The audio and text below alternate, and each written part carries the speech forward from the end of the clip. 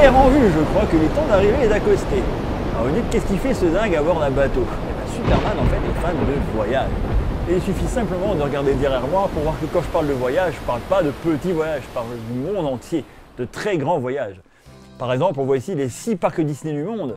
Et donc j'ai refait les 6 parcs Disney, on les voit ici, donc des États-Unis, en passant par la Chine, en passant par la France, en passant par Hong Kong, etc. etc. Donc les 6 grands parcs Disney du monde. Quand j'ai pensé à ça, je me dis autant aller plus loin encore. Et on est parti sur les 7 merveilles du monde. Pour ceux qui les connaissent, la muraille de Chine, le Machu Picchu, le Taj Mahal, Petra en Jordanie, le Christ de Collector, le Christ de Chichén Itzá. Voilà tous ces projets de fou que j'ai pu faire.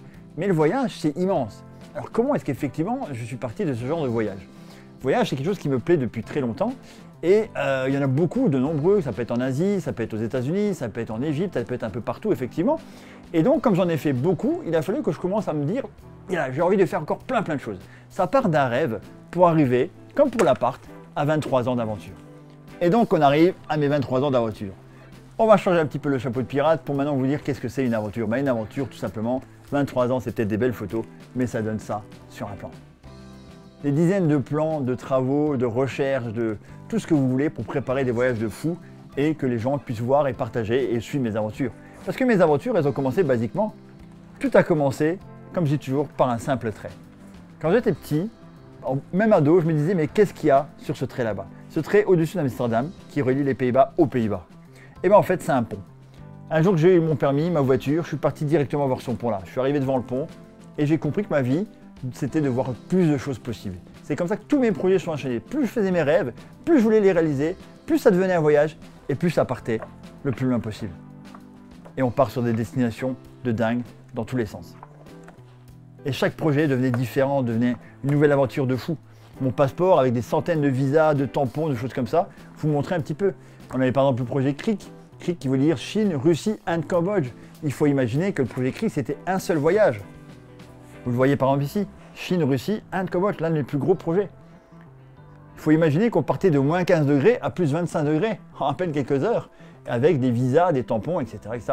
Donc plusieurs devises sur moi, plusieurs langues à parler, Watashi wa Nyangoka Tsukushiwa Kalimatsu, et plein de choses à se connaître pour pouvoir visiter le pays. Donc tous ces voyages-là, effectivement, vous avez beaucoup de choses à découvrir. Pour vous montrer en particulier quelques-uns, ici vous avez les posters de voyage, qu'effectivement je suis un grand collectionneur, donc je collais tous mes posters, mes photos, on voit mon premier dollar que j'avais gardé, je crois voilà, qui est encore là, mon premier dollar que j'ai vu et que j'ai gardé jusqu'à la fin en s'en souvenir, le menu des Hooters, qui est un restaurant que je voulais voir, et plein de choses qui composaient mes voyages. Donc vous avez toujours plein de choses qui me plaisaient, me disaient wow, ça c'est un truc de dingue, j'ai envie de faire ça et ça et ça, et ça partait dans tous les sens. Alors effectivement j'ai au moins 2-3 passeports maintenant, mais on se demande mais comment tout ça démarre? Alors ça démarre basiquement parce qu'avant de faire des projets comme celui-ci, voilà, vous voyez les États-Unis qui partent dans tous les sens, il faut calculer les décalages horaires, les fuseaux horaires, les températures, il y a plein de choses à mettre en place et ça prend du temps. Par exemple, pour prendre le décalage horaire, on le voit ici, comment je faisais mes horaires. Comment je vérifiais où j'en étais par rapport à ça. Il faut ouvrir ensuite l'armoire à secret des voyages. Donc l'armoire à secret des voyages, c'est tout ça. Comment partir d'un simple plan basique d'une ville et de se programmer un voyage de dingue. Je veux faire ça, ça, ça, ça, dans le temps qu'il faut. Comment vérifier chaque truc, comment préparer chaque chose? Eh bien, c'est du temps. Un voyage comme ça est entre 6 mois et 1 an à préparer. Donc vous avez chaque projet qui est préparé d'avance, avec tout ce qu'il faut voir, les plans, les lieux, en fonction du projet. Là, vous avez par exemple la Thaïlande, qui était en 2013. Et ainsi de suite, ça peut être des petits projets, coûtent des très gros projets. Donc on voit effectivement, avec des heures très précises, aller hôtel, ou direction là, et tout ça, non seulement ça fait des souvenirs, mais en plus, c'est des projets de fou qui vous permettent de découvrir de plus en plus de choses. Et quand vous partez en voyage, effectivement, vous ramenez des tonnes d'objets de voyage, des souvenirs, des trucs de dingue. Alors effectivement, en plus du mur, vous avez des souvenirs qui viennent de partout. On peut le voir ici, la pyramide de Chichén Itzá au Mexique, le Christ de Rio de Janeiro. Vous avez même des couleurs locales avec le Bimanchon de 2000, l'aquadrome. Vous avez des verres qui viennent de Shanghai, de Chine, mon passeport de Tokyo, etc. Le plus grand temple de Cambodge, le premier verre d'ouverture de Disney Shanghai. Tous ces objets de voyage qui augmentent ma collection et qui en font découvrir d'autres à d'autres gens. Il y a même un petit jeu d'échecs qui vient du Mexique et un autre qui vient du Pérou. Sans oublier la photo de Disney à Shanghai, etc. etc. Donc tous ces objets-là, c'est incroyable. D'ailleurs, si vous aimez les voyages, on peut parler même de la Red Bull. Une Red Bull en Chine ne sera pas la même qu'une Red Bull en Thaïlande, qui ne sera pas la même qu'une Red Bull en Cambodge. Et tous ces objets-là représentent du voyage sans arrêt. Si vous voulez aller encore plus loin, allez, si vous aimez la plage, eh bien vous avez ici tous les sables de plage.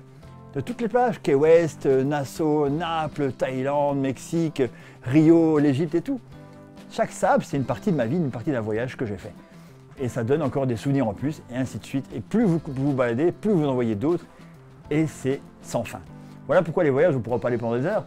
Alors, on peut aussi parler peut-être de l'explication comment ça marche. Alors, les gens pensent effectivement que je suis blindé de thunes, comme on dit chez nous, que je suis riche, etc. Et même pas du tout. J'ai un système de voyage qui est très complexe, mais qui est en fait très très simple. Un voyage se compose de quoi? De routes de vol, donc de trajet, d'hébergement, donc tout ce qui est hôtel, et ensuite de tout ce qui est sur place. Chaque chose est divisée en une ligne, comme un tableau Excel en fait. Un tableau Excel, hôtel 1, hôtel 2, taxi 1, taxi 2, vol 1, vol 2. Et chaque mois, je barre une ligne. Comme si on mettait de côté 50 €, 100 € pour acheter des cigarettes ou pour acheter de l'alcool, ce que vous voulez. Et bien 50 € aujourd'hui, je prends l'hôtel là. Je prends ce truc là, je prends ce truc là. Et à la fin de l'année, toutes les lignes sont barrées. Le voyage est prêt à partir, il ne reste plus qu'à mettre sa valise et à partir.